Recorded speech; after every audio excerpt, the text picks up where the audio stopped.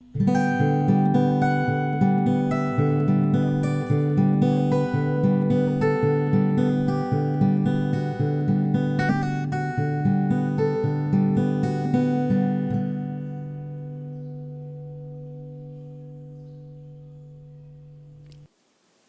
eu gostaria de agradecer imensamente, em primeiro lugar, o convite do LARP. É sempre um grande prazer fazer absolutamente qualquer coisa, sempre com o MAI. Eu adoro vocês, eu só não sou arqueóloga por algumas razões muito misteriosas, que nem eu sei direito.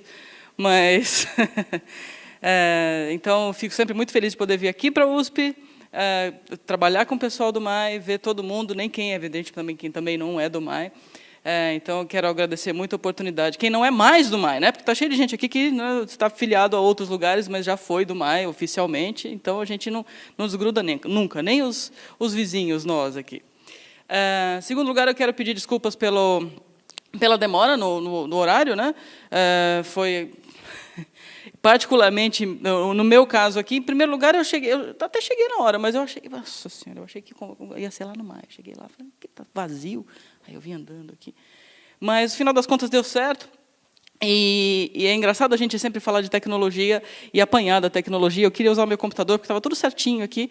Aí eu descobri que não dava por causa do adaptador, que a entrada, não sei o que não tem, o adaptador e tal. Mas agora deu certo. Eu vim aqui falar para vocês de um assunto, um pedaço da minha pesquisa atual.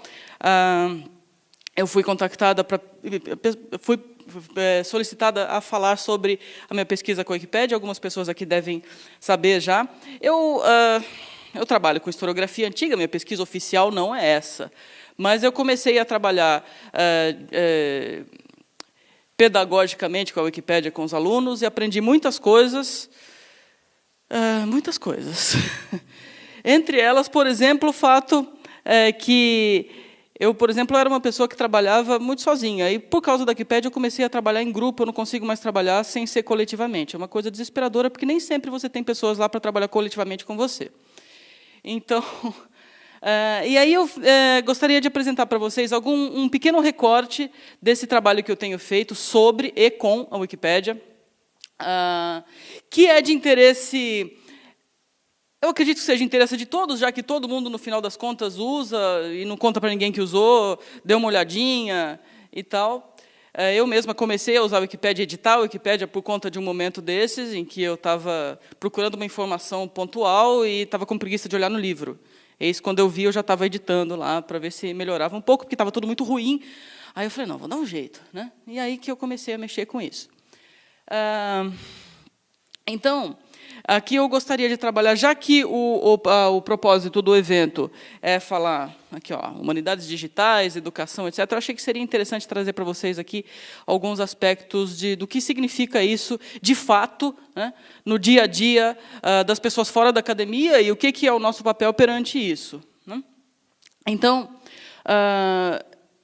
uma vez, em 2014, eu fui no congresso, agora esse ano vai ser o Congresso Internacional de História Pública, vai ser aqui em São Paulo, né, na USP Leste, daqui a alguns meses, mas eu fui no congresso anterior a esse. Eu não sou de história pública, né? Fui lá falar sobre esse assunto da Wikipédia, mas eu não sou de história pública. Eu cheguei lá e descobri que as pessoas estavam, sei lá, no quarto congresso e ainda estavam se perguntando o que é história pública e para que ela serve. Os especialistas em história pública. Eu fiquei olhando assim, falei, tá bom, né? Um pouco porque o pessoal, a abordagem na Europa tem mais a ver com a questão de memória e monumentos, etc., e a abordagem americana tem mais a ver com a divulgação científica. Eu estou colocando ali divulgação científica, que eu estou um pouco mais inadvertidamente nessa vertente. Então, quando eu fui... Tem muita gente no Brasil estudando história pública. E aí eu achei, inclusive, eu estava procurando assim, quais são esses parâmetros dessa pergunta que as pessoas ainda se fazem, os próprios especialistas ainda se fazem. Aí eu achei aqui, essa é uma apresentação do pessoal na Ampul de 2013, e diz, objetivos da história pública, né? Estou recortando um pedaço ali, pensar o conhecimento acadêmico na arena pública, lidar com o público diverso e com as mídias, refletir sobre os sujeitos fora do ambiente acadêmico, com suas vontades e discursos múltiplos. E aí... E o resto do trabalho, e muitos trabalhos que a gente vê sobre história pública, falam sobre que isso é importante, mas como, de fato, na vida real, você vai lá e faz isso, né? Quais são os desafios para isso? Foi isso que eu senti um pouco falta nos debates do pessoal de história pública, mas, enfim, foi lá naquele congresso, lá eu achei interessante. Porque traz muitas questões que a gente, na verdade, a gente não fechou, a gente não sabe exatamente. Eu, pelo menos, tenho trabalhado com a Wikipédia, e até hoje eu não sei exatamente, estou me fazendo essas perguntas o tempo inteiro. Como eu faço esse diálogo com os não especialistas, que são produtores de conhecimento, que, no final das contas, são o conhecimento que é absorvido fora do mundo da academia? E aí eu me pergunto, bom, se eu resolvo trabalhar com isso, muito bem. Qual é o meu público, de fato? Se você fala seu público-alvo, bom, o público-alvo é o público fora da academia, mas existem vários públicos. De que maneira você pode pensar em... bom, e aí o mundo da academia também não pode ser esse público, por que não? Né? Mas são vários públicos. A Wikipédia, por exemplo, é largamente utilizada por alunos de ensino básico. Largamente. Todo mundo que dá aula de ensino básico sabe o tanto que os alunos copiam horrores e aprendem. Tudo que eles aprendem na Wikipédia. Eu dou aula para o primeiro período na universidade. Chega a antiguidade clássica, 60 alunos, 17, 18 anos. Aí eles vão estudar para a prova, aí eles pegam a Wikipédia. Eu sou a primeira pessoa que fala, não, espera aí, gente. Eu trabalho com a Wikipédia, eu sei que tem que prestar atenção, não é bem por aí. De onde saiu, né, o conhecimento que está lá? Que conteúdo? Daí essa segunda pergunta. Que conteúdo no seguinte sentido? Bom, eu vou apresentar um trabalho para vocês em que eu estou analisando os artigos destacados, vou explicar para vocês como funciona, os artigos destacados da Wikipédia. São os melhores artigos da Wikipédia. Então, o que tem de melhor lá? Eles são... Até que ponto eles são especializados? Eles são especializados até um ponto em que, de repente, um aluno do ensino fundamental... Então, vai estar olhando aqui, o que é isso? Não estou entendendo nada. Né? O seu tio, que gosta de história e conversa com você no churrasco e fala, eu adoro história. Não, eu sou historiadora. Então, para os arqueólogos, está pior ainda. Né? É o dinossauro, não sei o que. Então. E, enfim, como? Essa é a terceira pergunta, que veículo? Como fazer essa ponte, essa linguagem? Né? Como adaptar essa linguagem, enfim. E aí a Wikipédia serve, né, como... Por isso que tem muita gente que trabalha com humanidades digitais e está próximo à história pública, porque a tecnologia se torna uma boa ferramenta para esse tipo de coisa. Né?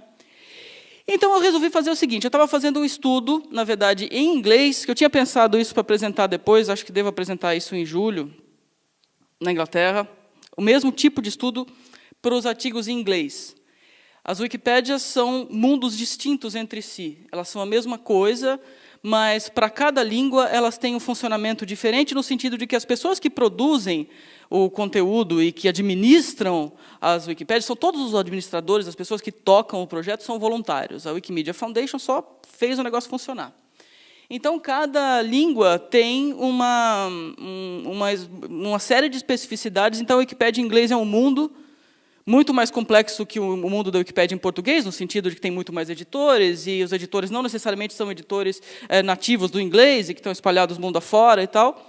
E a Wikipédia em português é uma Wikipédia extremamente provinciana. Tem, em relação, né, às grandes, às maiores edições da Wikipédia. Mas a gente vai dar uma olhada aqui como que funciona isso. Então, esses artigos destacados, eu coloquei aqui, se eu clicar, vai... O que vai acontecer se eu clicar aqui? Vocês não dá para ver, dá uma olhada. Não vai olhar. Aqui, ó. Não, olha, ele não vai. Olha que interessante. Um momentinho. Deixa eu sair daqui. Terminar. Usar a apresentação de slides, deve ser isso. Vamos ver. Foi. Bom, quando vocês abrem a página da Wikipédia, no cantinho ali... cadê? Conteúdo destacado. Conteúdo pode ser listas, portais, etc. E tem artigos destacados. Aí você entra aqui em quais são os artigos destacados da Wikipédia. Então, eu peguei toda essa lista e olhei um por um e fui ver o que era relacionado à antiguidade. Não necessariamente ele está na parte... deixa eu ver. Se não me engano, por exemplo, entretenimento, os gladiadores estavam aqui em entretenimento. Tem um sobre gladiadores, estava em entretenimento. Geografia, tem algumas cidades que acho que estavam aqui. E assim vamos, né? Não necessariamente, por exemplo, está aqui. Então, eu dei uma olhada nesses artigos, eu peguei e coloquei no Excel, ali no cantinho, e fui pegar vários denominadores técnicos do que são esses artigos e tentar descobrir, bom, se eles são os melhores, se essa regra interna, se são os melhores artigos, quem os produz, se eles são mesmo os melhores, se eu, professor, acho que eles são os melhores, se eles refletem...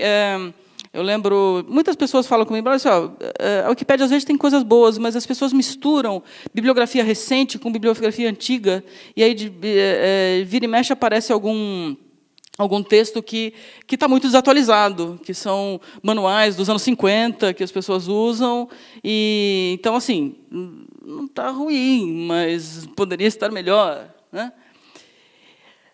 Então, desses artigos, para eles serem, esses artigos são eleitos pela comunidade. Deixa eu passar primeiro, dar uma olhadinha nesse aqui de baixo, como é que funciona esse processo de eleição. Um determinado editor, pode ser qualquer pessoa, pode ser qualquer um de nós aqui, resolve um belo dia propor tal artigo que ele está trabalhando ou que ele gosta como artigo destacado.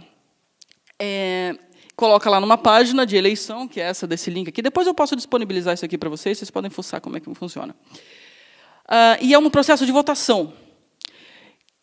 E os editores que podem votar nesse processo são editores ativos há mais de 3 meses e com mínimo de 300 edições. Isso aqui é uma regra da Wikipédia em português, que foi um acordo entre os editores que mais utilizam a Wikipédia, e chegaram a esse acordo há um certo tempo, cada uma de um jeito. E essa votação tem prazo de 30 dias. Nas outras Wikipédias também é por votação, mas aí a forma da votação é diferente. Então, dentro desses 30 dias, editores quaisquer que sejam, né, que tenham essas condições, podem visitar a página, dar uma olhada e vai lá e vota. É um artigo destacado, de acordo com os critérios que a gente vai dar uma olhada aqui em cima. Ou não, não é. E aí tem uma discussão durante esses 30 dias. Você pode melhorar aqui, melhorar ali. Aí a outra pessoa vai lá melhorar. Qualquer pessoa pode melhorar o artigo durante esses 30 dias. Eu participei uma vez, eu resolvi fazer para ver como é que era, de um artigo bom, que é uma espécie de medalha de prata da medalha de ouro aqui. E aí eu fiz um artigo que era a Régia do Fórum Romano. E nesse artigo, coloquei lá, propus para artigo bom, e as pessoas começaram a trabalhar no artigo, melhorar o artigo, o que estava faltando, etc., até que terminaram os 30 dias, as pessoas votaram, e ok, ele é um artigo bom. E fiquei tão feliz. Mas eu não posso colocar ele no Lattes, mas tudo bem. Então, a aprovação tem um mínimo de 7 votos, ou seja, 7 pessoas elegendo se o artigo é bom, se é bom ou destacado, né? O artigo bom, acho que é 5 pessoas. Maioria qualificada, maior ou igual a 75% de votos a favor. Notem que, quais são os critérios para um artigo destacado? Ele tem que ter uma redação clara, ele tem que ter um português correto, ele tem que ter uma estabilidade, ou seja, não ser revertido o tempo inteiro, muita polêmica, etc. Ele tem que conter boas imagens, ele tem que ser completo. Isso é bem subjetivo aí, né? Wikificação perfeita significa os códigos internos da Wikipédia, de referência e tal, a pessoa tem que saber, ou se a pessoa não sabe, pede para alguém. Azulado significa o seguinte, se vocês olharem um artigo na Wikipédia, vocês têm vários links internos para outros artigos da Wikipédia, que estão azuis porque existem os outros artigos. Quando eles estão em vermelho, é porque os artigos não existem, né? E aí a pessoa é convidada a editar os artigos em vermelho para que eles existam. Esse ter todas as referências significa que o ideal aqui é que cada informação esteja referenciada, né? O que também é subjetivo, porque tem algumas informações que podem ser óbvias para alguns e não óbvias para outros, e aí, de repente, o especialista acha que a informação é muito óbvia, que todo mundo já sabe aquilo, não precisa de referência. Aí vem alguém e fala, mas precisa de referência, porque eu não sei. Não precisa. E daí vamos às discussões. E ter um layout limpo, isso está lá na regra. Notem que, portanto, não é necessário ter conhecimento específico sobre o tema para avaliar se o artigo é destacado ou não. O que significa, vou contar rapidinho para vocês, uma história do que pode acontecer com esse tipo de regra. Isso é raro, mas é uma história, um cautionary tale, muito interessante. Na Wikipédia em inglês, há alguns anos atrás, em 2007, foi criado esse artigo do conflito de Bicholim, que seria um conflito... deixa eu ver se eu consigo clicar aqui, dar uma olhada para vocês. Aqui. Isso aqui está Então, está armazenado. Essa página já não existe mais oficialmente. Então, olha, um período de conflito armado entre os portugueses e o Império Maratha em Goa, em 1600, 1641. Aí o artigo era assim, olha, era bem completo, ele tinha imagens, ele era bem escrito, ele era bem... muitos detalhes. Aqui vocês podem ver as referências, né? Tem muitas referências no artigo. Aí... a praia onde aconteceu a batalha, não sei o que das quantas, grande, né? Legado, ver também referências. Aí ele tinha várias referências. O autor desse artigo, que ninguém sabe quem foi, também propôs o artigo para destacado, só que ele não foi destacado porque as pessoas que avaliaram o artigo acharam que tinha muito poucas referências. Isso aqui significa que cada um desses A, B, B, não sei o quê, são referências a essa mesma obra. Então, eles acharam que tinha muito pouco. Então, eles acharam que não podia ser um artigo destacado. Isso foi em 2007.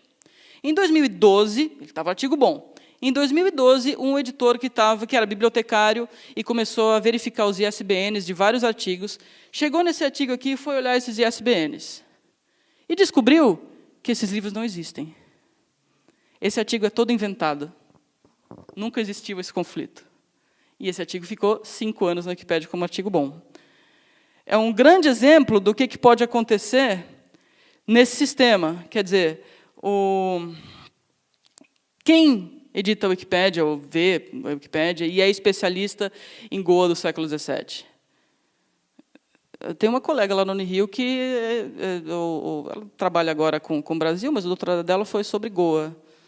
Aí eu perguntei para ela se ela tinha ouvido falar isso. Disse, o quê? Eu mostrei, ela quase desmaiou. Enfim... ou seja, e foi descoberto praticamente por acaso, né? Tem algumas outras histórias de artigos completamente fake que apareceram, isso mais na Wikipédia em inglês. Na Wikipédia em português não tem tanta gente, né? Tem tanta gente na Wikipédia em inglês, tem mais de 5 milhões de artigos. Eu não vou saber o número de editores, essas coisas, mas só para vocês terem uma ideia, você tem 5 milhões de artigos. Na Wikipédia em português, acho que ainda estão 997 mil. Estão correndo para fazer 1 milhão de artigos em português. Então, o que eu fiz? Eu selecionei esses artigos destacados na Wikipédia em português sobre história antiga, sobre antiguidade, né? São 48 artigos. Aí esses dados todos são aqui de sábado. Eu coloquei eles mais recentes para sábado, porque a Wikipédia, se você respira, no minuto seguinte ela pode ter mudado. Então, todos esses números são dinâmicos, né? Então, todos esses números são referentes a sábado. São 48 artigos. Eu não contei com o artigo Cifra de César, porque ele é um artigo sobre matemática. Tem um pouquinho, estou falando sobre César, e um monte sobre matemática. Eu falei, nossa... Enfim. E aí a minha análise foi o seguinte. Eu fui analisar quem era o proponente do artigo, se era artigo destacado em outra língua. Isso acabou se tornando uma coisa importante. A data da eleição, o número de votos, geralmente 7, 8, nunca mais teve um que teve 18 votos, mas nunca mais do que isso. O número de visitas totais e a média diária, o tamanho em bytes e o total de edições. Todas essas são dados que você pode tirar da aba do histórico da Wikipédia, botei tudo aquilo ali, com o objetivo de analisar a diversidade e a qualidade do conteúdo destacado. Eu falei, gente, então... Nós, na academia, estamos tentando, quando a gente tenta fazer o esforço de produzir conteúdo para o público amplo, e qual que é o conteúdo que o próprio público amplo faz sobre o determinado assunto, né? Vocês já podem imaginar quais são os temas campeões dos artigos destacados. Quem adivinhar vai ganhar uma balinha, mas não tem uma balinha, então não vai dar para fazer isso. Mas vocês já podem adivinhar. Por que eu estou fazendo isso? Eu só queria falar rapidinho para vocês do que se trata a minha pesquisa séria.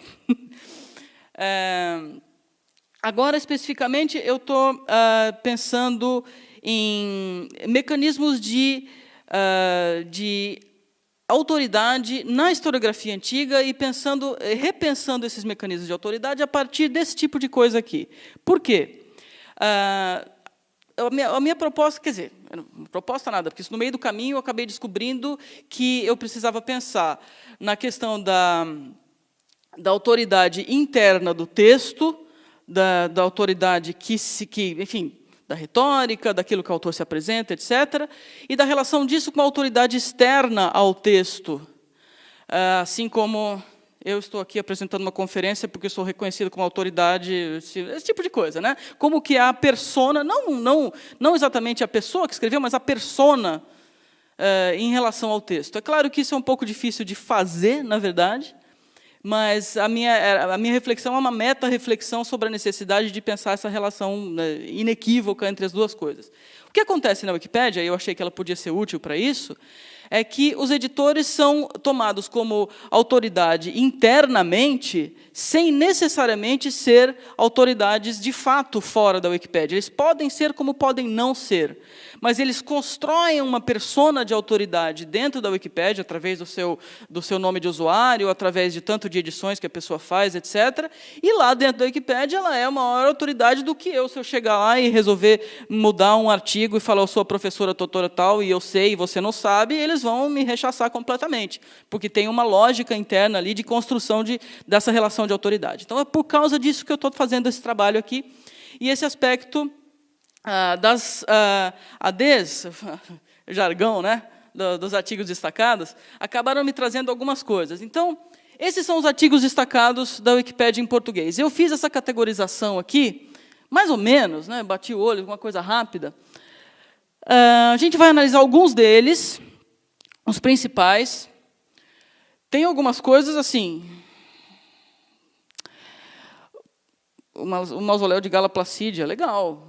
A Guerra Cretense, de 205 a 200 a.C., por alguma razão.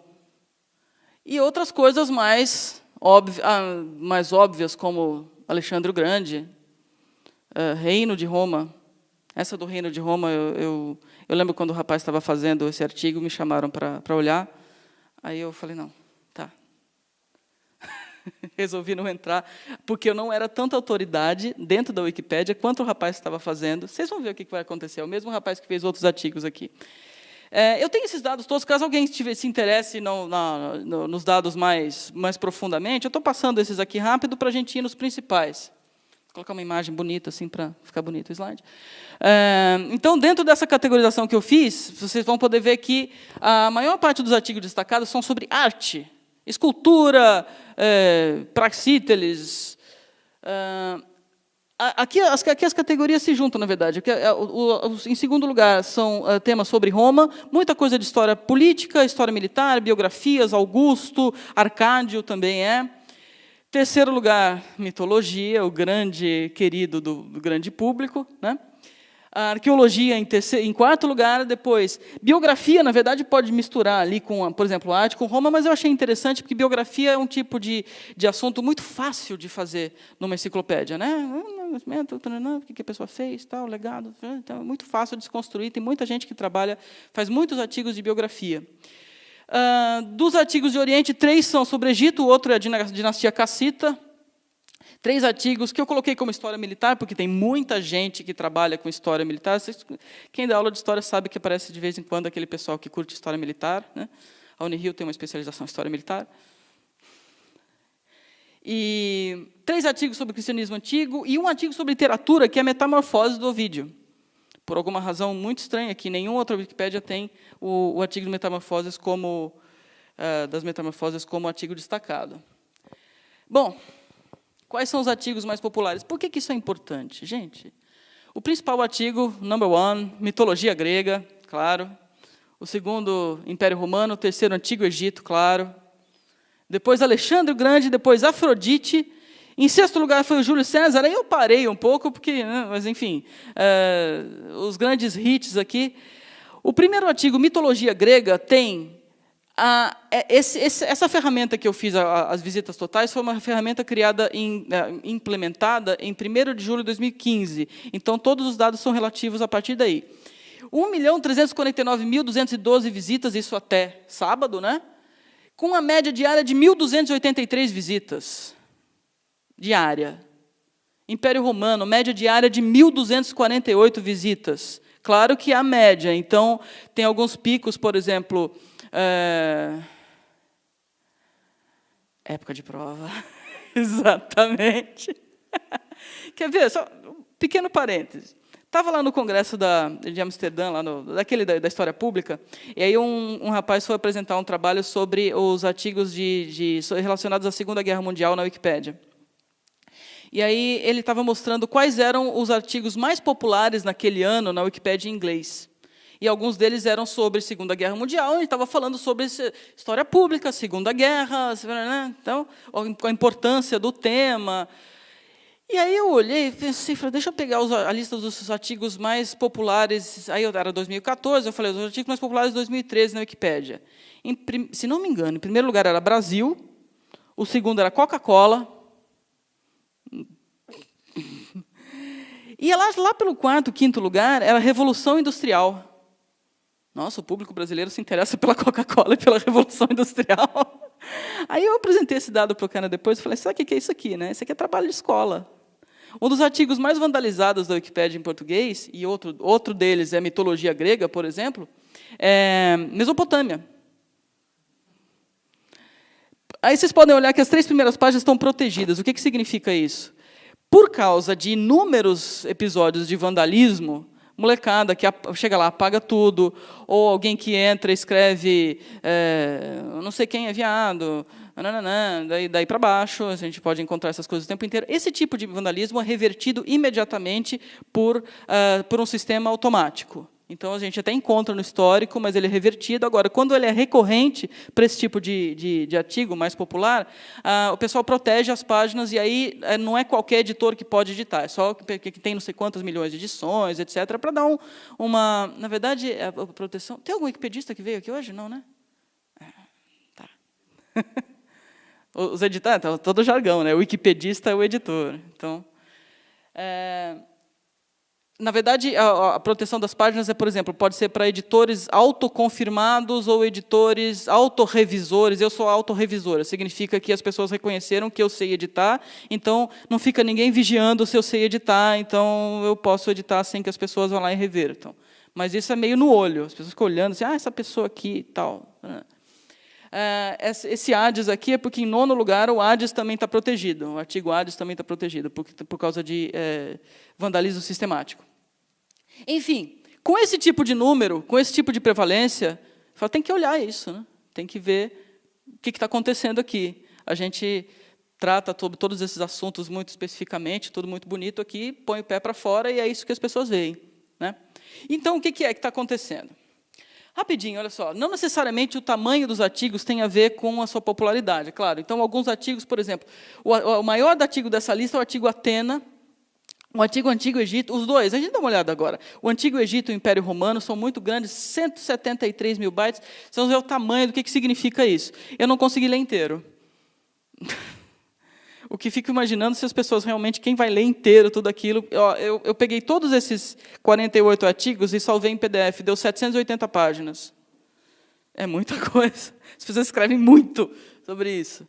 E toma muito tempo desses editores. Tem muita gente que você olha o trabalho e diz, essa pessoa realmente gastou um tempo enorme mexendo com isso. Aí eu coloquei essas metamorfoses aqui, porque é um dos maiores artigos.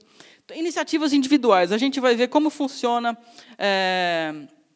olha só, esses proponentes desses 48 artigos. Então, dos 48, o maior proponente é um cara chamado Tetractes. Mais para frente eu vou mostrar para vocês quem é o Tetractes. Ele é o autor dos artigos sobre arte. Aí, ó, as esculturas, escultura, estilo, pintura, Policleto. O Rena é o segundo maior autor, com 8 artigos, gosta de Roma, gosta de... peraí. O Civilização Minoica dele também, por que ele não está aí? Mas, enfim, só para vocês terem uma ideia, o tipo de coisa. O Tetractes se diz... Aí, quem é Tetractes? Você clica lá, depois a gente vai ver direitinho. Se você clica lá no nome de usuário dele, a pessoa se apresenta. Ninguém é obrigado a se apresentar, ninguém é obrigado a falar a verdade. O meu nome de usuário na Wikipédia é Domus Aurea. Se vocês clicarem lá, entrarem no usuário Domus Aurea, está uma foto minha, professora Juliana. Eu poderia ter falado... Tem um editor muito famoso chamado Farinha de Trigo. Oi, eu sou a farinha de trigo. Ninguém é obrigado a dizer quem é. E faz parte da internet. Desde que o Facebook fez a gente achar natural que a gente dissesse o nosso próprio nome, a gente resolveu achar que a internet quer que a gente seja nós mesmos. Mas a raiz da internet não é essa. A raiz da internet é o anonimato. Né? O que é a internet? É uma comunicação entre dois computadores. Quem que está atrás do computador? Quem é? Né? Rena se diz uma pessoa chamada Renato de Carvalho Ferreira, aluno de História da USP. Eu estou louca para saber quem é esse cara. Eu vivo vindo para a USP falando sobre a Wikipédia. Vocês conhecem ele? Ele existe? Porque, depois eu quero conversar com vocês para saber por que vocês estão rindo. Que tinha aqui? Ah, não, mas ele não sabia que ia ter isso aqui. Tá. E ele não veio. Meu Deus. Fico feliz em saber que ele existe, porque nada garante, internet, nada garante que essa pessoa realmente exista. Ah, obrigado. Conhecemos várias histórias de pessoas na Wikipédia em português que se diziam uma coisa e depois o jornalista veio e descobriu que era outra. Acontece muito. E é válido. Por isso a minha pesquisa, por isso que eu achei interessante pensar na Wikipédia. Porque a persona, ela parte do absolutamente nada. Ela parte daquilo que você inventar. Eu posso ter mais de um nome de usuário, eu posso sentar aqui e criar outro nome de usuário e ser outra pessoa. Tem muitas mulheres na Wikipédia que são assediadas por causa dos assuntos que produzem. Essa Wikipédia em inglês deu um bafafá danado. E o pessoal, muita gente que se faz passar por homem, para ter mais legitimidade dentro da Wikipédia. Stegop, que eu saiba, é um português. Desses 5 artigos, não todos esses 5 artigos foi ele que disse que fez. Né? Esse conhecer é um tal de André Kenny, que virou meu amigo no Facebook, reclama de todo mundo na Wikipédia, foi banido. A Wikipédia é assim. As pessoas brigam umas com as outras e banem, é uma coisa de louco. Bom, vamos dar uma olhada rapidinho, que eu estou vendo que você já olhou aqui, né? Tudo bem. A gente começou um pouquinho atrasado. Vamos dar uma olhada em algumas coisas desses artigos para ver, e aí, né? O que é? Bom mesmo ou não é? Então, o artigo Mitologia Grega, vocês estão vendo lá no cantinho aquela chavinha? Não? O cadeado? Então, é o que mostra que é um dos artigos protegidos. Né? Aí eu fui ver, ele é um artigo protegido indefinidamente desde 2016. Aí eu fui olhar, nossa, que vandalismo que deve ser esse artigo. Bom, eu não sei, tem o Percy Jackson, que tem Zeus no Percy Jackson, é isso? Boa parte dos vandalismos era, porque o Percy Jackson não sei o que das quantas, então, coisas assim. Tá. Eu não vou entrar em detalhes sobre o nível do vandalismo, porque estamos sendo gravados. Mas é baixo, como vocês podem imaginar. Bom, sim, deixa eu voltar aqui. Não precisa voltar, não. Olhando o texto, e eu vou destacar algumas coisas aqui do texto do artigo Mitologia Grega, ele é um artigo bastante antigo em relação... A Wikipédia começou em 2001, a Wikipédia em inglês, a Wikipédia em português começou alguns meses depois. Então, para todos os efeitos na internet, 2004 é uma coisa antiga. A Wikipédia é uma coisa antiga. Ele foi aumentado por um usuário chamado Auréola em 2008 e foi proposto como artigo destacado, foi desclassificado devido a alterações e vandalismos e reeleito em 2015, protegido, como eu falei para vocês, em 2016. Eu fui olhar, ele não é exatamente uma tradução de outros artigos em outras línguas sobre mitologia grega. E ele tem, isso é uma coisa que a gente pode ver, por exemplo, ele tem conteúdo relativo a Brasil e Portugal. Isso é uma coisa... A professora Carolina Kessler, todo mundo sabe, quem me conhece sabe que eu sou muito amiga dela, vou lá para Pelotas de vez em quando. Eu fiz uma oficina com ela e a gente deu uma olhadinha no artigo Arqueologia, que estava terrível, mas tinha uma coisa legal. Tinha lá Arqueologia no Brasil e em Portugal. Estava ruim, mas tinha. O que significa que o artigo Arqueologia na língua portuguesa é necessariamente diferente do artigo Arqueologia em qualquer outra língua, né? E isso é um aspecto bastante interessante da diversidade dos artigos das línguas. Então, é legal que o artigo Mitologia Grega não seja uma tradução. Embora nós vamos ver problemas nele.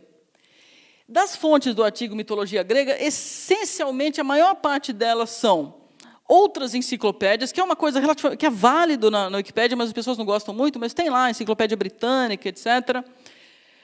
Muito livro didático, muito livro didático. O site do Wilson Ribeiro, aquele rapaz que trabalhou com o Henrique Cairuz no SBAC, né, que salva a lavoura, vou falar para você. E algumas monografias específicas em inglês, aí você olha e fala, nossa, umas coisas muito especializadas, perto de coisas muito não especializadas, e perto de algumas coisas, aqui está mais ou menos, mas perto de algumas coisas muito ruins. E muitos sites que estão hoje fora do ar. Então, quando você vai clicar na referência, a referência vai para um site que não existe mais. Quando vocês vão ver o texto do artigo, aqui, está um pouquinho diferente do meu. Só vou passar aqui para vocês verem o tamanho do artigo. Olha só, vamos lá. Termo, fontes, história, a história da mitologia grega, a era dos deuses, a era heróica, declínio, interpretações modernas, legado, influência nas artes. E, ó, vocês podem ver a barra de rolagem no canto. Aí, ó, olha como é que ele vai. É um trabalho longo para chegar a esse ponto. Acabou. Tem 230 referências e essa bibliografia toda gigantesca aqui, que tem até o Monteiro Lobato, gente. Eu não tinha visto.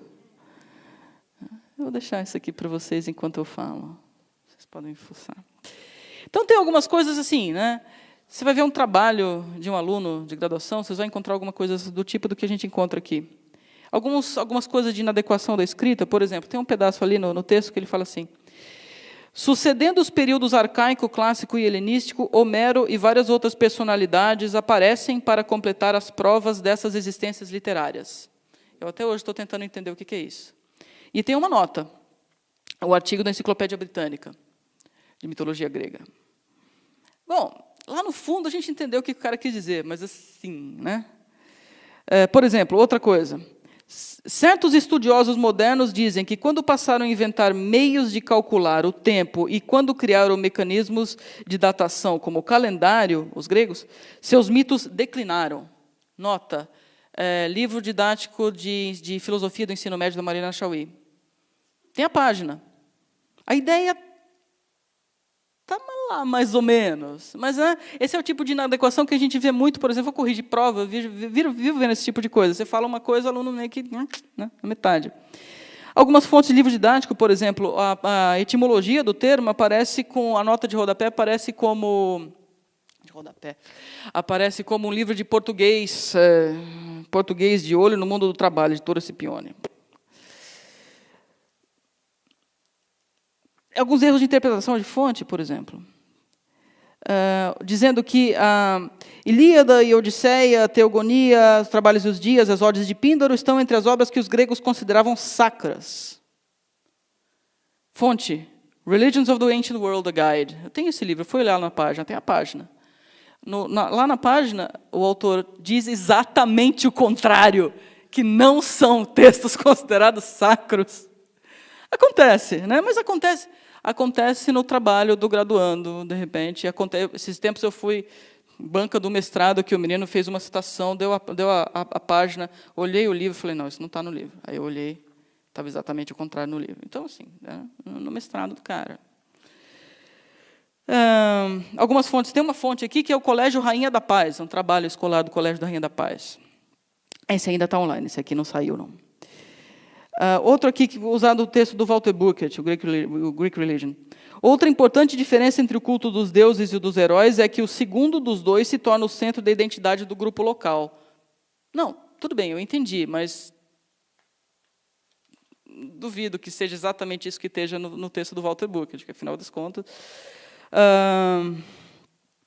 de novo, o texto da Mariana Chauí.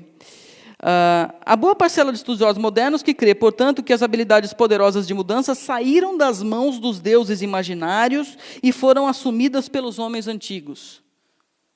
Também estou tentando entender o que é isso até agora. Tem uma fonte, uma citação aqui. As outras análises não vão ser tão detalhadas quanto essas. Aqui eu estou falando algumas coisas principais. Aí a fonte diz aqui, citado aqui. O cristianismo também representou o fim da mitologia, um processo que conduziu ao desenvolvimento do pensamento racional, favorecendo assim o desenvolvimento da ciência.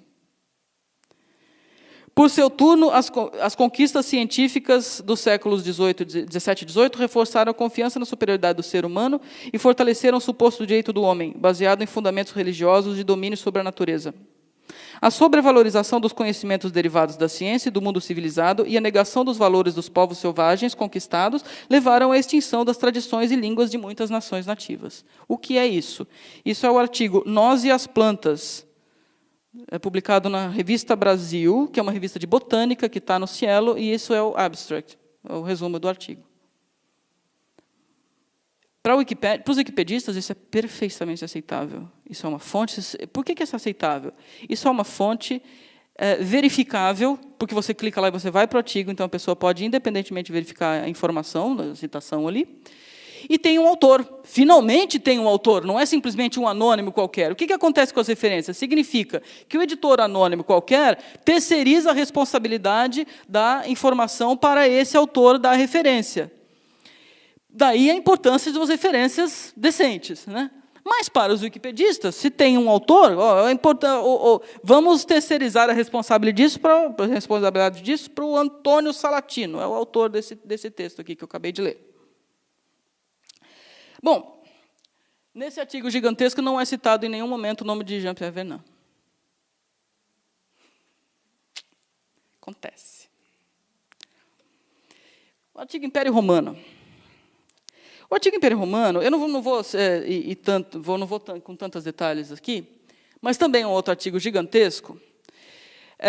As subdivisões do artigo Império Romano vão mostrar um pouquinho do nosso problema aqui.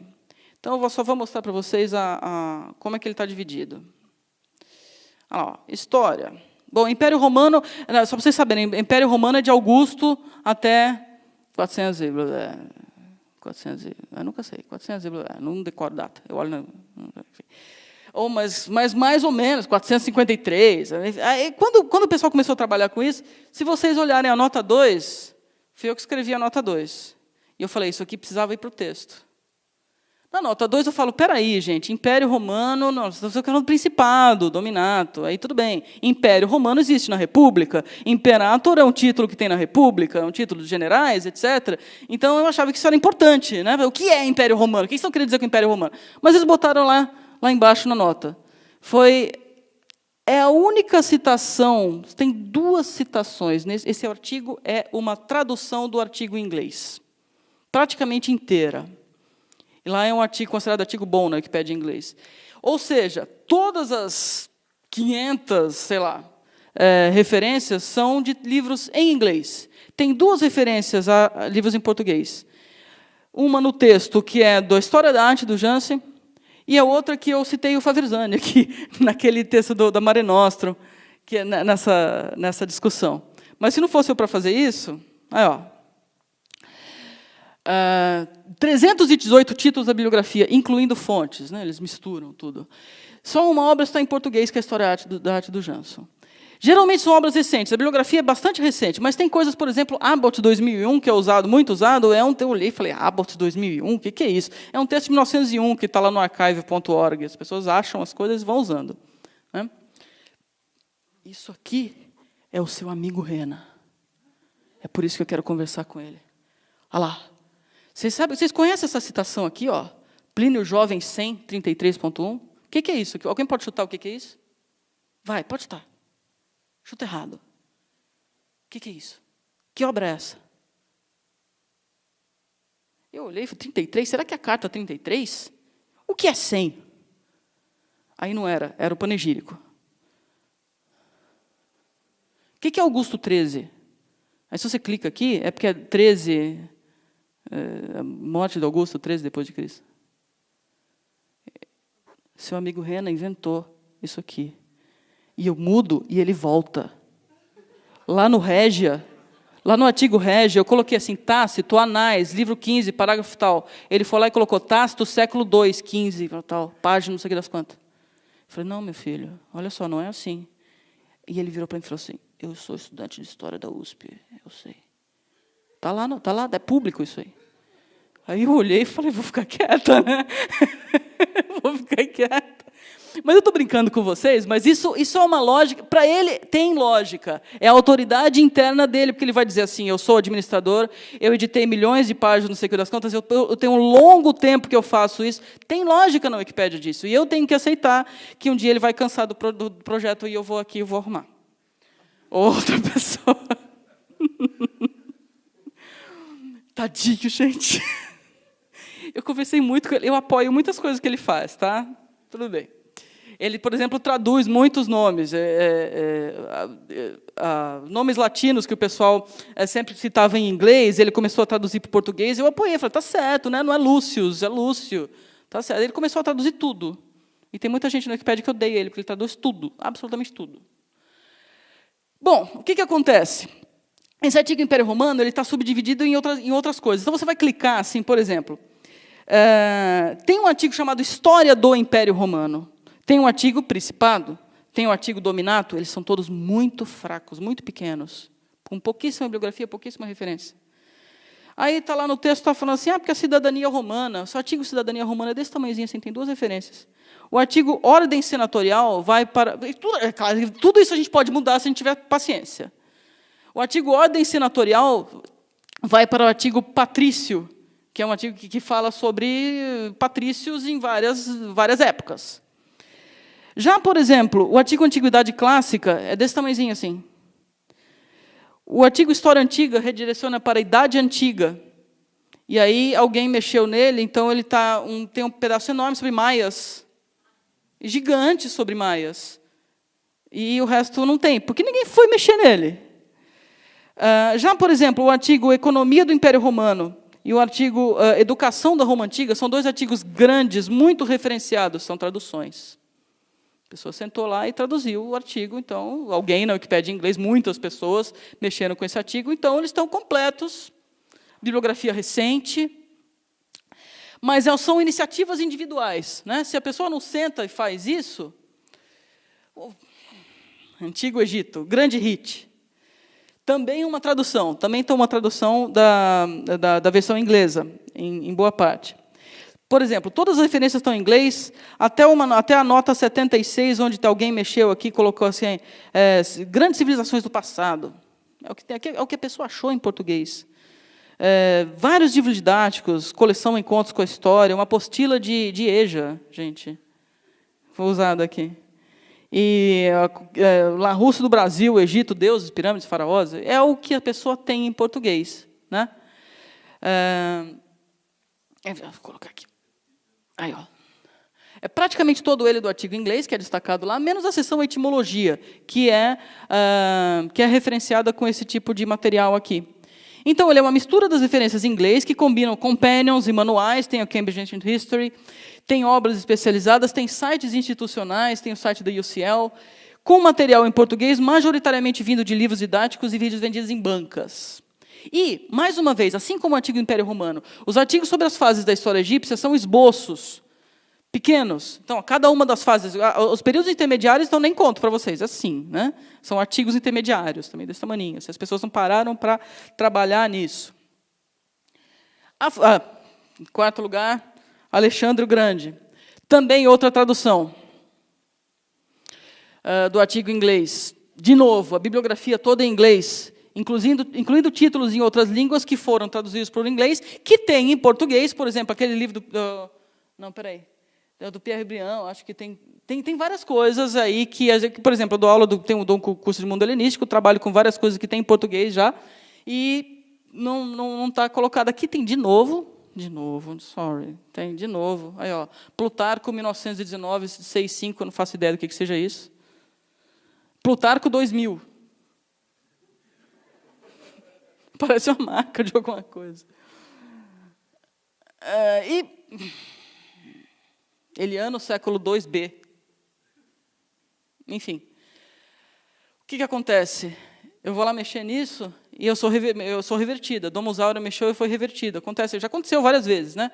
Se vocês entrarem no Wikipédia agora e fossem fazer isso, vocês vão ser revertidos, porque vocês não vão ter legitimidade e autoridade o suficiente dentro da própria Wikipédia reconhecido para mexer com isso. Afrodite, outra tradução.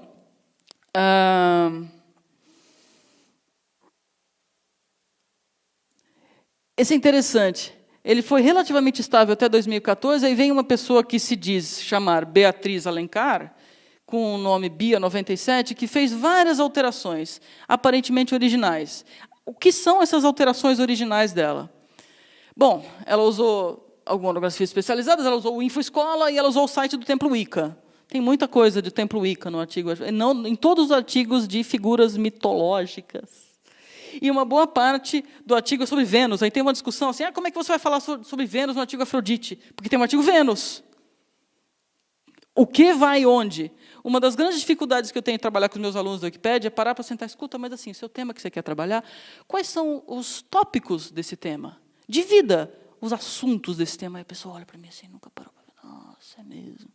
Isso é um trabalho de bibliotecário, de gente de ciência de formação, né? A gente não está acostumado a pensar dessa forma. E tem coisas como, por exemplo, Cássio Dião, História Natural de Plínio. Sem lugar. Sem, bom, enfim. Desculpa, eu fico particularmente louca com esse tipo de coisa. Esse aqui é um exemplo de um artigo pouco visitado. Ele tem uma média de 6 visitas diárias. Quem trabalha com escultura etrusca no Brasil e tem média de 6 leituras diárias do seu trabalho? Esse artigo é do Tetractis. E esse é um artigo... Não consegui achar esse material em lugar nenhum. Eu acredito que tenha sido, de fato, feito pelo Tetractis. Ele é muito grande. Quem é Tetractis? É um autor muito respeitado na Wikipédia, porque ele usa, porque ele edita há muito tempo, ele edita muito, ele participa muito das discussões. Então, o que acontece? Diferentemente dos outros artigos, as referências do artigo dele aparecem apenas no final dos parágrafos, e não tem indicação de número de páginas. Se eu fizer isso, as pessoas vão cair em cima. Mas, como o artigo é dele, ele tem mais autoridade ali, ninguém reclamou. Ele fez uma coisa muito interessante. Ele pegou todos os livros e colocou os links dos livros para o Google Books. Teve editor que, no processo de eleição, que ficou se perguntando, mas o Google Books é confiável? Ou seja, muita gente não entendeu qual é a ideia do Google Books, que é digitalizar os livros da humanidade, né? Em inglês está mais adiantado, mas eu tenho certeza que a ideia do Google é pegar todos, inclusive português, presumo, né? Enfim. Eu não sou especialista em cultura etrusca, não passou muito ruim, mas teve um lugar lá que ele fala da fase helenista, e longamente sobre a fase helenística. Meus alunos têm grande dificuldade de entender uma coisa muito simples, como a diferença entre helenístico e helenista. Mas, enfim, faz parte. Fase helenista. Quem é Tetractis? Vou dar um exemplo para vocês de qual é a autoridade da pessoa. Então, esse usuário Tetractis, ele escolheu dizer quem ele é. Meu nome é Ricardo André Long Frantz. Ele mora em Porto Alegre. Ele estudou biologia, medicina, mas ele se formou em artes pela URGS em 1990, com ênfase em pintura, fez exposições. Esse é um quadro dele. Eu tentei achar as exposições dele na internet. Músico amador, compositor autodidata, fui violinista na banda de rock alternativo, compõe no computador, incluindo uma missa e um oratório. Eu achei o SoundCloud dele que tem o oratório. Acho que é oratório, não sei. Enfim, a pessoa escolhe se apresentar dessa forma. Eu imagino, assim, considerando o fato de que ele fez diversos artigos sobre arte e a bibliografia de arte está relativamente razoável,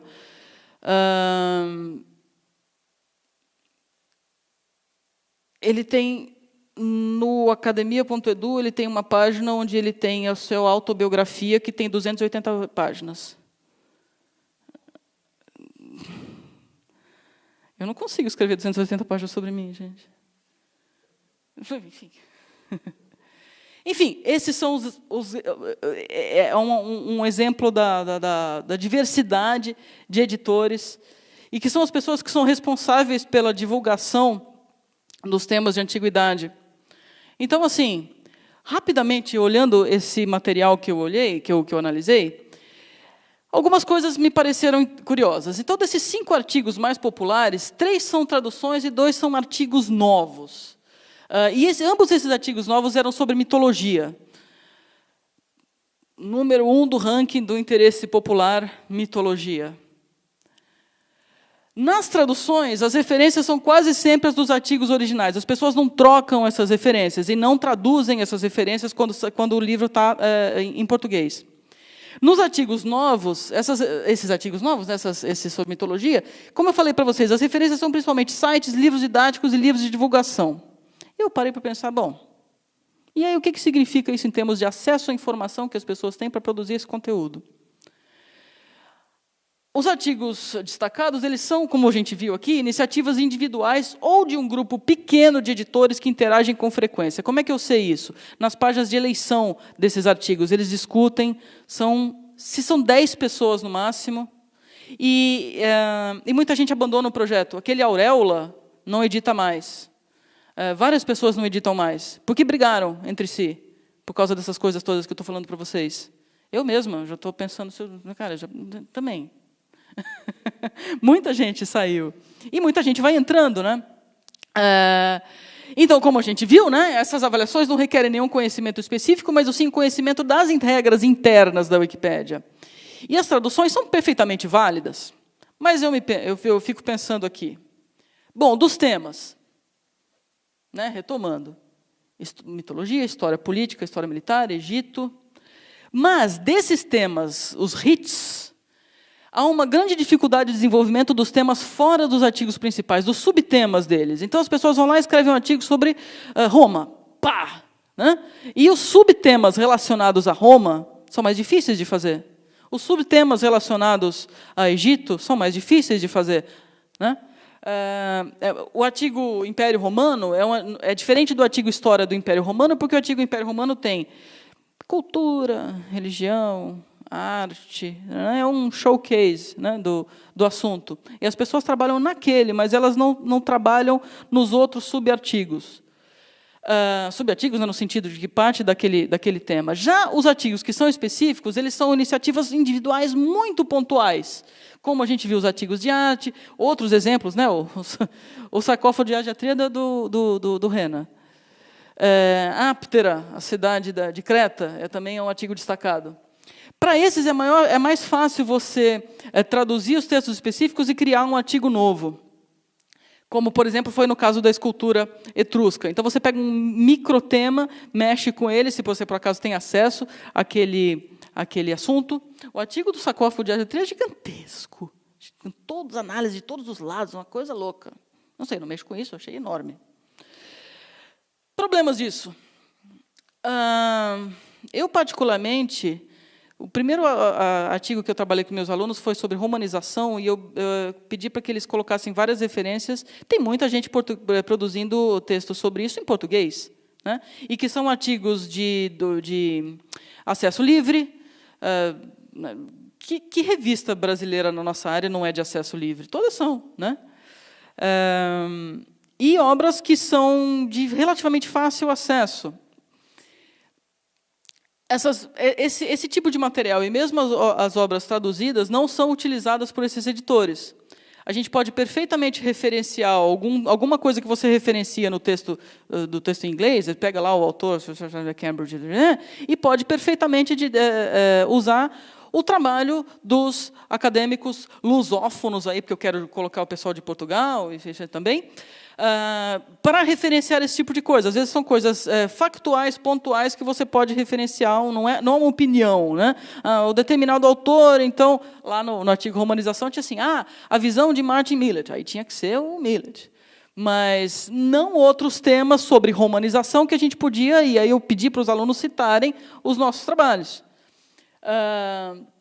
Mas isso foi uma iniciativa que eu tive que colocar para eles, porque eles não tinham a menor ideia que existia gente no Brasil que mexia com esses assuntos. Por que você trabalha no computador? Muita gente não levanta para pegar o livro. Eu dei um curso na Unirio que foi na biblioteca, na sala de computador da biblioteca. Os alunos estavam trabalhando e não estavam achando fonte. Eu falei, gente, você está em uma biblioteca, desça e pegue um livro. Né? Então, essa ideia de você referenciar as coisas com o site, às vezes tem um problema sério que o site sai do ar. Então, aquelas questões sobre arquivos digitais e memória digital aparecem aí. Quer dizer, como é que você faz para referenciar alguma coisa de um site que, de repente, de uma hora para outra, por exemplo, o Tempo Ica, sei lá, sai do ar? Né? E essa grande diversidade na complexidade dos textos usados traz a questão, como a gente equilibra essa abordagem para diferentes públicos. O livro didático vai falar para um determinado público e a monografia que está no Google Books não vai falar para outro público. A gente mistura os dois, e como é que a gente faz isso? Os dois estão, de fato, misturados nesses artigos que são vistos 1000 não sei quantas vezes por dia. O meu tempo de fala foi suficiente para muitas pessoas olharem esses artigos e verem esse tipo de coisa. Eu, particularmente, não gosto de tradução, porque eu falo só, como eu mostrei para vocês, por exemplo, aqui, o exemplo do artigo Arqueologia, né? Que tem o artigo Mitologia grega, um aspecto sobre Brasil e Portugal que seria interessante e que não existe nos artigos em outras línguas. E, mesmo assim, eu tenho certeza que um artigo produzido sobre o Império Romano, feito em português, não necessariamente porque é a língua portuguesa, mas cada artigo em cada língua pode trazer diferentes perspectivas. Os artigos em alemão, como vocês podem imaginar, são muito específicos. A introdução ao estudo do Império Romano, no artigo em alemão, tem pouquíssimas referências. A Wikipédia em alemão aceita a ideia de que você pode referenciar muito pouco, talvez com a ideia de que o autor construa a sua autoridade de maneira bem-sucedida na Wikipédia em alemão. Esse é um caso específico, assim, muito curioso. Esses dois pontos finais aqui, verificabilidade e as fontes confiáveis, são partes dos pilares da Wikipédia. Um editor que sabe editar e que tem autoridade lá dentro deve saber, deveria saber, que precisa produzir um conteúdo que tenha tanto verificabilidade como fontes confiáveis. Como eu falei para vocês, a fonte confiável é aquela terceirização da informação que é necessária, já que o autor, a princípio, é anônimo, e a verificabilidade, evidentemente, né, que as pessoas possam acessar.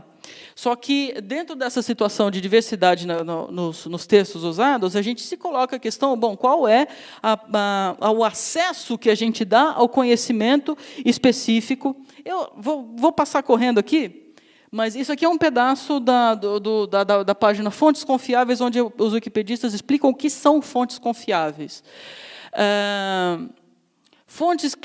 Use fontes que têm graus de pós-graduação ou especialidade demonstrável publicada no assunto que estão discutindo. As melhores são relacionadas a instituições acadêmicas. As de melhor reputação escreveram livros, texto. Eu parei de ler aqui, eu falei, isso é uma tradução. Livros, texto. Textbooks. Na sua área de interesse, pode-se esperar que esses autores tenham um domínio amplo e autoridade sobre o assunto. Em geral, textbooks de faculdade. Isso aqui é coisa que os anglo-saxões usam, né? Curso, eu tenho textbook. São revistos frequentemente gente, eu copiei isso aqui. Juro para vocês, copiei. Tentam ter autoridade. Acabei de ver isso. Uau! Livros, textos do ensino médio e da educação fundamental, no entanto, não tentam ter autoridade. Desculpa, tá sim.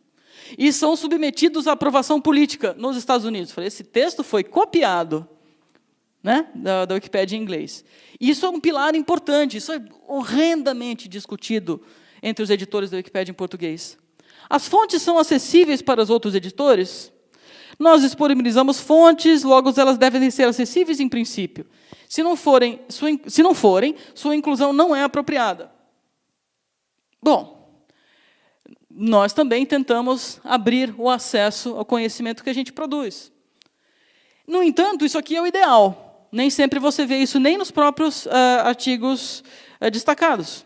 Então, eu ponho essas questões. O bom da minha pesquisa, o que, aliás, é horrível, é que cada dia eu acordo com mais perguntas e menos respostas.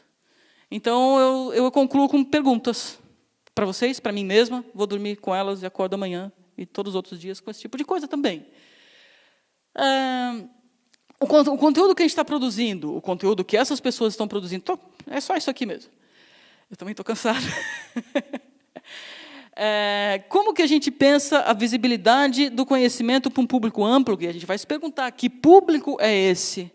Como a gente trata a acessibilidade de referências de qualidade? E aí, esse terceiro tópico, nós não somos especialistas em alfabetização informacional, né? Mas a gente vai trabalhar com difusão do conhecimento, com educação, e a gente descobre que, meu Deus do céu, é isso que a gente está fazendo. Se o aluno não aprender nada de, sei lá, o último curso que eu dei foi mundo helenístico. Se o aluno não aprender nada de mundo helenístico, sei lá, ele vai sair com diploma de história, mas ele vai mesmo sair com diploma de história e talvez não lembre muita coisa que aconteceu no curso. Mas se ele aprender a referenciar alguma coisa, ele saber o que ele está referenciando, talvez ele nunca seja historiador. Mas isso são habilidades informacionais que a gente acabou passando, né? Para o aluno, e você fala, gente, se para o aluno é assim, você imagina para o público geral. Grande tema em voga no mundo todo, fake news. Exatamente essa questão, né? E aí eu coloquei, faz muitos anos que eu edito a Wikipédia com os alunos, e eu estou colocando isso como uma pergunta, porque é difícil. Eu achei que fosse mais fácil, eu descobri que é muito difícil, porque nós temos que lidar com um código de autoridade que é muito diferente do código de autoridade que a gente tem aqui. Ele é um código de autoridade que não está relacionado a títulos antes do seu nome, né? E, enfim, eu espero que tenha sido interessante, alguma coisa talvez útil, quem sabe. Eu não estou necessariamente fazendo um convite para que vocês editem, mas pelo menos que vocês entendam a diferença, né, o grande abismo entre aquilo que a gente faz e aquilo que os 1.080 visitas e aquilo que o público vê, e quem sabe a gente consegue nivelar um pouquinho as duas coisas, minimamente que seja, mas alguma coisa já ajuda bastante. Então é isso. Muito obrigada. Eu só queria comentar uma coisa. Acho que uns 2 dias atrás, eu estava olhando meu feed no Facebook, tinha uma notícia interessante. Eu detesto o Facebook, mas tem umas notícias que aparecem que às vezes são úteis. Aí era um artigo de um cara que foi na conferência dos terraplanistas na Inglaterra. E aí ele foi na conferência, o texto era muito interessante. Ele falou assim, eu fui para a conferência, eu sou um terra redondista, então mas eu não fui para a conferência para tirar sarro da cara deles. Eu fui para entender como que é possível alguém debater uma coisa dessas. E ele falou assim, bom, uma boa parte da conferência era sobre de que forma se a Terra é plana, de que forma que ela é. Então tem as várias teorias de como é que a Terra é plana. O gatinho que puxa as coisas para fora, e por isso que, bom, eu não sei se eles falaram sobre isso. Mas ele falou assim, tem muita coisa na conferência que tem a ver com método científico. Eles querem ser cientistas. Então, eles ficam discutindo métodos de avaliação. E, muitas vezes, eles partem dos métodos reconhecidos pela academia, e muitas metadiscussões sobre revoluções científicas e mudanças de paradigma, e muitas metadiscussões, e é aí que ele se interessou mais, sobre a relação entre conhecimento e poder. E aí ele puxou o Foucault, mas falou assim, olha, aqui não se trata da maneira como Foucault colocou, porque não se trata do poder autoridade, do poder governo. Aí, enfim, é uma luta entre a autoridade acadêmica e o conhecimento que sai da autoridade acadêmica. Fala assim, eu também tenho o direito de ter esse conhecimento, não é só você, professor, doutor, eu também. E já que eu também tenho esse direito, porque a internet me deu esse acesso, eu posso pensar da minha maneira. Isso é muito curioso, né? E isso, no final das contas, é muito parecido com o que acontece aqui, né? Então, assim, eu pensei que, assim, claro que é hora das perguntas, mas eu falei, mas esse é um negócio muito interessante de a gente pensar.